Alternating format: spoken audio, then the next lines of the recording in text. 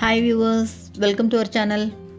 இன்றைக்கி நம்ம சேனலில் என்ன ரெசிபி பார்க்க போகிறோன்னா, ஈவினிங் டைம் சூப்பரான ஒரு ஸ்நாக்ஸ், ரொம்ப வித்தியாசமான ஸ்நாக்ஸுங்க. வாழைப்பூ வச்சு பக்கோடா பண்ண போகிறோம்.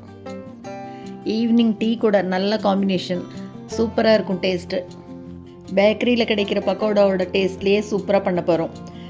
இந்த ரெசிபி எப்படி பண்ணுறதுன்னு பார்க்குறதுக்கு முன்னால் நம்ம சேனல் இன்னும் சப்ஸ்கிரைப் பண்ணலைன்னா கண்டிப்பாக சப்ஸ்கிரைப் பண்ணிடுங்க.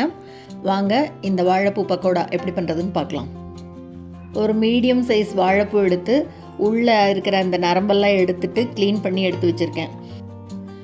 இப்போ இந்த வாழைப்பூ கூட 1 டேபிள் ஸ்பூன் அளவுக்கு மல்லியை 1-2 இடித்து சேர்த்துக்கிறேன்.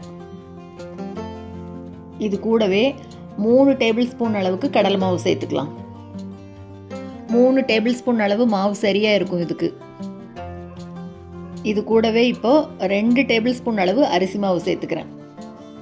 நல்லா அப்போ தான் மொறுமொறுன்னு வரும் பக்கோடா.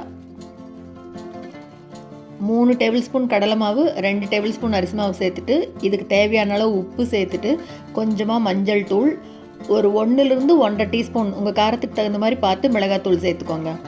இது கூடவே ஒரே ஒரு பச்சை மிளகாய் பொடி பொடியாக கட் பண்ணி சேர்த்துட்டு ஒரு கொத்து கருவேப்பிலை பொடி பொடியாக கட் பண்ணிவிட்டு இது கூடவே பொடி பொடியாக கட் பண்ண கொத்தமல்லி தழையும் சேர்த்துக்கலாம். இப்போ இது எல்லாத்தையும் தண்ணி எதுவும் சேர்த்தாமல் முதல்ல அப்படி நல்லா பெசரி விட்டுக்கலாம். இது கூட நீங்கள் வேணும்னா சோம்பு சேர்த்துக்கலாம். நான் சேர்த்தாமல் செய்கிறேன். முன்னாடி மல்லி இடித்து சேர்த்துறோம் இல்லையா, அது கூடயே வேணும்னா சோம்பையும் இடித்து மல்லி சோம்பு 2ஐயும் ஒன்றா சேர்த்தலாம். பாருங்கள், முதல்ல இந்த மாதிரி பெசரி விட்டுட்டு கொஞ்சமாக தண்ணி தெளித்து கலந்து விட்டுக்கலாம். 2-3 டேபிள் ஸ்பூன் அளவுக்கு தண்ணி இருந்தால் போதும். பக்கோடா அப்படி கிள்ளி போடுற பதத்தில் இருக்கணும், ரொம்ப தண்ணி ஊற்றி பிசைஞ்சிடக்கூடாது. நல்லா செம டேஸ்ட்டாக கிறிஸ்பியாக ஈவினிங் டைம் ஸ்நாக்ஸுக்கு சூப்பரான ரெசிபிங்க. பாருங்கள், இந்த மாதிரி கலந்துட்டு எடுத்து வச்சிடலாம். இப்போ இந்த பக்கம் வாணலியில் எண்ணெய் விட்டுருக்கேன். எண்ணெய் நல்லா காயட்டும். எண்ணெய் நல்லா காஞ்சதுக்கப்புறமா இதை எடுத்து அப்படியே ஒன்றா உதுத்து விடலாம். எண்ணெய் நல்லாவே முதல் காஞ்சிருக்கணும் இதுக்கு.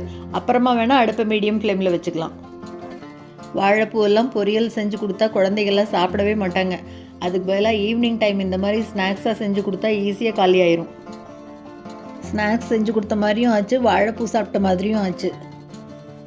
2 பக்கம் நல்லா கலந்து திருப்பி விடலாம். நல்லா அப்படி மொறுமொறுன்னு சூப்பராக வருங்க. இன்னும் கொஞ்சம் இருக்கட்டும்.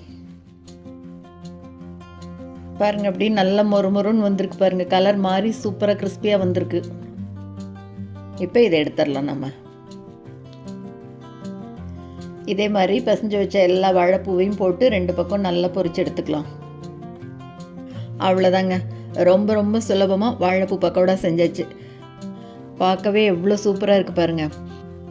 நல்லா அருமையான இந்த வீடியோ உங்களுக்கு பிடிச்சிருந்ததுன்னா லைக் பண்ணுங்கள், ஷேர் பண்ணுங்கள், கமெண்ட் பண்ணுங்கள். மறக்காமல் நம்ம சேனலை சப்ஸ்கிரைப் பண்ணுங்கள். கூடவே பக்கத்தில் இருக்கிற பெல் பட்டனையும் தட்டி விடுங்க. ஸோ நான் போடுற வீடியோ எதுவுமே மிஸ் பண்ணாமல் பார்க்கலாம். தேங்க்ஸ் ஃபார் வாட்சிங்.